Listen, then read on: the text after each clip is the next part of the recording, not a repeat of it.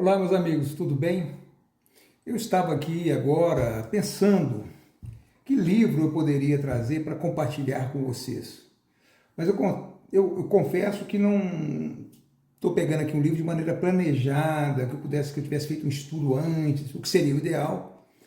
Mas peguei aleatoriamente e lembrei de um livro pelo qual eu tenho muita estima, né? Eu acho um livro muito interessante porque ele fala daquilo que me apaixona desde sempre, né? Desde adolescente, que são os livros. Então, é uma ode ao livro, é uma declaração de amor incondicional ao livro, né? E é, na verdade, a primeira obra que se tem notícia dedicada exclusivamente a esse tema, né? Uma obra que tem como objetivo exaltar o livro, buscar convencer o leitor da importância e da centralidade que o livro deve ter na vida de cada um de nós. Então é uma obra publicada em plena Idade Média ainda, né? Publicada em 1344, por um bispo anglicano, por um bispo inglês chamado Richard de Bury, que viveu entre os anos de 1287 e 1345. Portanto, ele publicou o livro um ano antes de sua morte, aos 56 anos, ainda muito jovem, né? Mas era um bibliófilo, era alguém apaixonado por livros e que, em decorrência das suas funções eclesiásticas, que possibilitavam a ele viajar e conhecer países diferentes, ele ia amealhando ao longo das suas viagens livros e mais livros, e formou, quando morreu, né, tinha uma biblioteca expressiva formada, né, muito valiosa e muito grande, né. O livro que eu estou falando é esse livro cujo título é esse anagrama aqui do grego, né, philobiblon, que seria amor ao livro, né. Seria o que a gente chama também, uma palavra semelhante hoje mais comum, a bibliofilia, né? Livro, filia, amor, amizade, né? O mesmo sufixo da palavra, por exemplo, filosofia, né? Amor ao saber. Então, Richard de Bury, né? É uma obra que foi publicada pela Atelier Editorial em 2004, né? Há 21 anos atrás. Uma edição pequena, muito charmosa, né? Eu aprecio muito, né? Esse tamanho, esse formato e o primor, né? Toda essa delicadeza da edição, né? Então, aqui há uma introdução, uma apresentação e um glossário do Marcelo Hollenberg, né? E que vai fazer a apresentação da obra aqui. Eu vou ler aqui essa apresentação e depois vou ler alguns trechos da obra, né? É uma obra escrita, como eu falei, por um religioso, então há repetidamente menção a Deus, menção à Bíblia, né?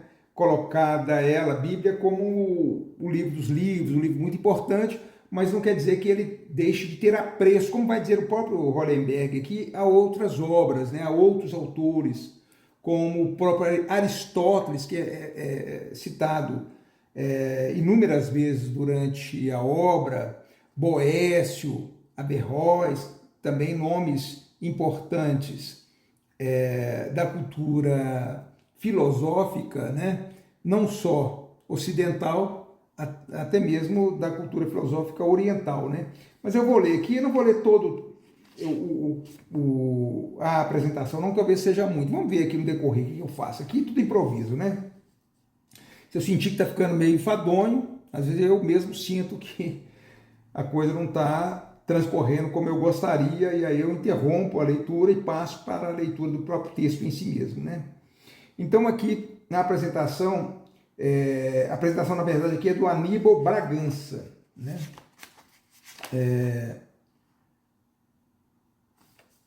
A apresentação é do Hollenberg mesmo, mas ele está dedicando aqui a Aníbal Bragança, né? Marcelo Hollenberg. Então ele vai dizer, esse livro que o leitor tem em mãos é uma peça histórica, pelo menos para aqueles que cultivam o amor pela palavra impressa e encadernada. Trata-se do que pode ser considerada a primeira publicação, desde que os sumérios escreveram os cuneiformes, nas ancestrais tabinhas de argila, a abordar exclusivamente a paixão pelos livros. Escrito em 1344 pelo reverendo Richard de Bello, que havia sido bispo em Durham, chanceler do rei inglês Eduardo III, e que morreria apenas um ano após vir a sua obra publicada, aos 56 anos. Este volume fala sem cerimônia daquilo que mais tarde ficaria conhecido como bibliofilia, da qual filobiblon, do título, é um anagrama e a expressão inicial do grego, que tanto agradava a de Bello. Tanto uma expressão quanto outra tratam exatamente da mesmíssima coisa: o amor pelos livros acima de tudo, que vem dominando corações e mentes há um bom número de séculos, desde o próprio bispo de Durham e Erasmo de Roterdã, que 100 anos depois de Richard de Bello, ao escrever seu tratado, afirmou que, quando tenho um pouco de dinheiro, compro livros, e se me sobra algum, compro comida e roupas. Até os nomes atuais, como José Mindre, né, que é o nosso grande bibliógrafo, falecido há alguns anos atrás. Os 20 capítulos escritos por de Bello, contudo, precisam ser lidos de duas formas, para que não haja algum mal entendido. Primeiro, dentro de um contexto histórico, realizado em plena Idade Média, quando a leitura, os livros e o estudo universitário eram um patrimônio praticamente exclusivo da Igreja, o autor muitas vezes relaciona livros seculares com os textos sagrados da Bíblia, como se fossem quase a mesma coisa. E para ele o eram de fato, já que para de Bello todo livro era uma mostra da palavra divina. Por isso, em alguns momentos, pode-se perceber que ele está tratando apenas da Bíblia, quando fala em livros, mas não é isso.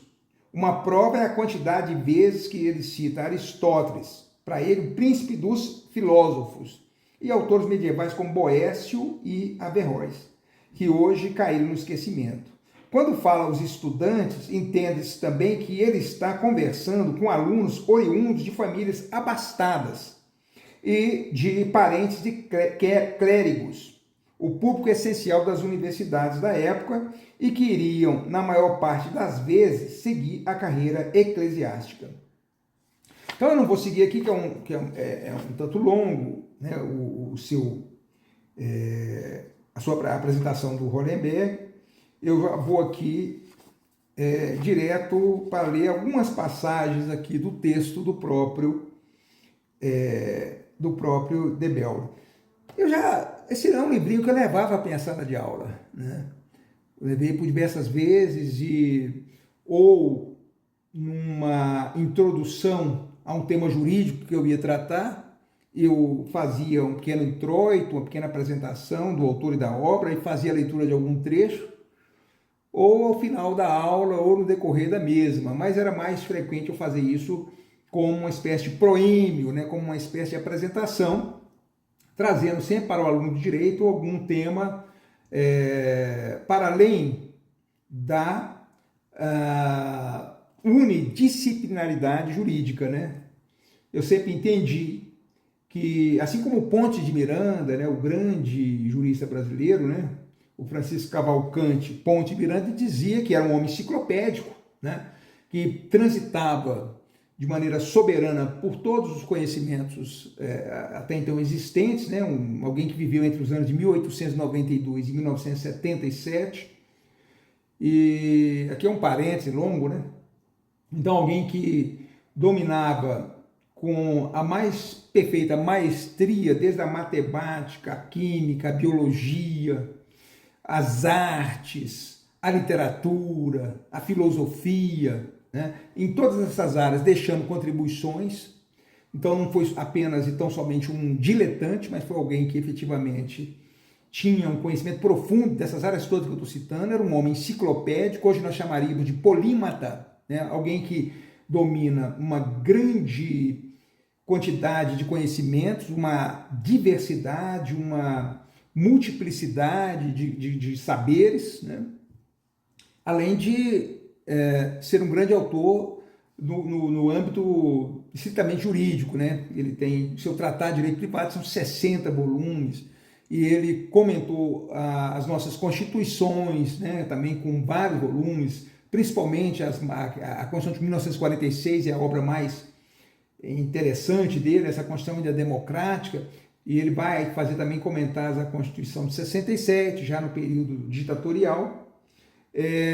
Então, ele deixou contribuições nas mais variadas áreas também do próprio direito, né? Desde o direito privado até o direito público. E ele falava, tinha uma frase muito, que sempre me marcou muito, né? Ele dizia o seguinte: quem sabe só direito, não sabe direito, né?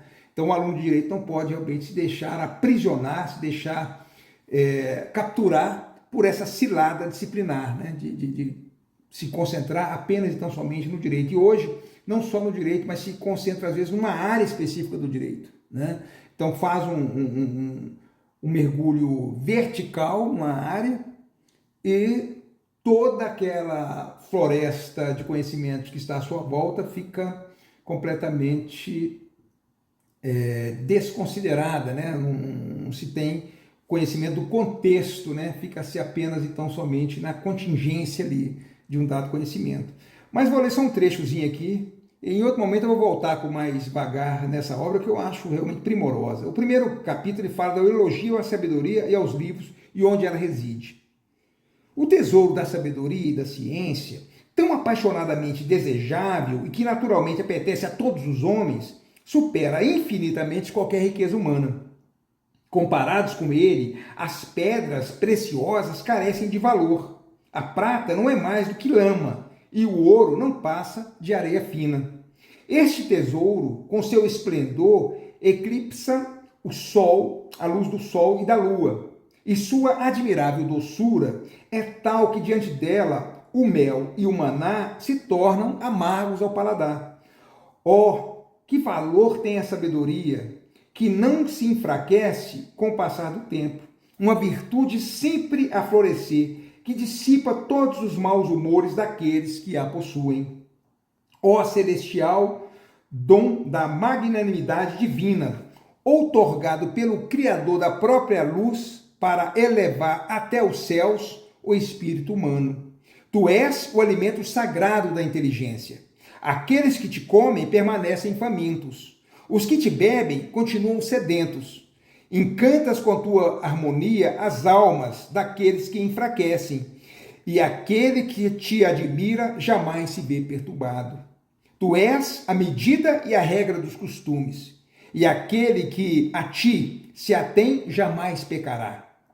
Por ti reinam os monarcas e decretam leis justas os legisladores.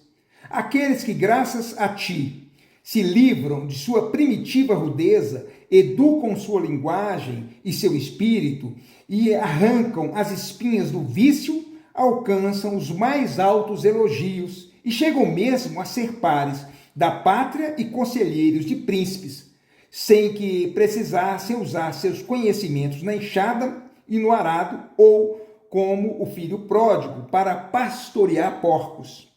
Por que então, queridíssimo tesouro, te ocultas tão profundamente?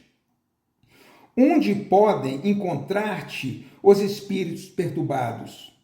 Sem dúvida alguma, fixaste teu agradável tabernáculo nos livros, onde se instalou o Altíssimo, luz da luz, livro da vida. Ali, qualquer um que te procure te encontrará e te possuirá. E tua resposta será tão mais rápida quanto com mais ardor seja feito o questionamento. Os querubins estendem suas asas sobre os livros e elevam a inteligência dos estudantes, cujos olhares admirados se estendem de um polo ao outro, do nascer do sol ao seu poente, do norte ao mar meridional. Nos livros se aprende a amar e a conhecer ao Deus Altíssimo e incompreensível. Neles, a natureza das coisas celestes, terrestres e inferiores se mostra com evidência. Neles se encontram os direitos pelos quais todos os governantes se regem. Se distinguem as funções da hierarquia celestial e o poder usurpador dos demônios, conhecimentos que não são inferiores às ideias de Platão e a cátedra de Catrão nos não ensinava. Nos livros, vejo os mortos como se estivessem vivos. Prevejo o futuro. Nos livros, se regulam as coisas da guerra e surgem os direitos da paz. Tudo se corrompe e se esfacela com o tempo. Saturno não para de devorar o que cria, e sem dúvida toda a glória do mundo se desvaneceria no esquecimento se, como remédio, Deus não tivesse dado o livro aos mortais. Alexandre o Grande, o dominador do universo, César, o invasor do orbe e da república, que graças à sua astúcia e à sua perícia guerreira, foi o primeiro a reunir um império sob o poder de um único homem, o leal Fabrício e o rígido Catão, todos eles careceriam hoje de lembrança se os livros não tivessem lhes prestado seu testemunho. Quantas torres destruídas, quantas cidades desaparecidas estariam hoje perdidas em esquecimento. Os reis e papas devem aos livros o privilégio de serem conhecidos pela posteridade. Ptolomeu afirma que o livro concluído comunica ao autor sua imortalidade. Desse modo, se expressa no prólogo do seu Amagesto. Aquele que vivifica a ciência não morre jamais. Quem poderia apreciar com mais justiça o valor do tesouro infinito dos livros, graças ao qual os sábios ampliam o domínio da antiguidade e dos tempos modernos? Verdade vitoriosa acima dos reis, do vinho e das mulheres, e cujo culto dá aos que a veneram o privilégio da santidade. Caminho sem retorno, vida sem fim, ao que o piedoso Boécio atribuiu o dom de ser triplo devido ao pensamento, à palavra e aos escritos. De fato, esses dons parecem residir nos livros de forma mais útil e frutificar de forma mais fecunda para o progresso. E assim vai. É um livro todo nesse teor, todo nessa toada, né? Lindo, maravilhoso, e estimula realmente cada vez mais esse nosso amor, esse nosso contato afetuoso com o mundo dos livros, né? Fica aqui então essa dica, esse livro aqui sobre a mesa, que hoje, de maneira um tanto improvisada, eu trouxe para compartilhar com vocês, né? E deixo aqui meu abraço e até o próximo vídeo, então.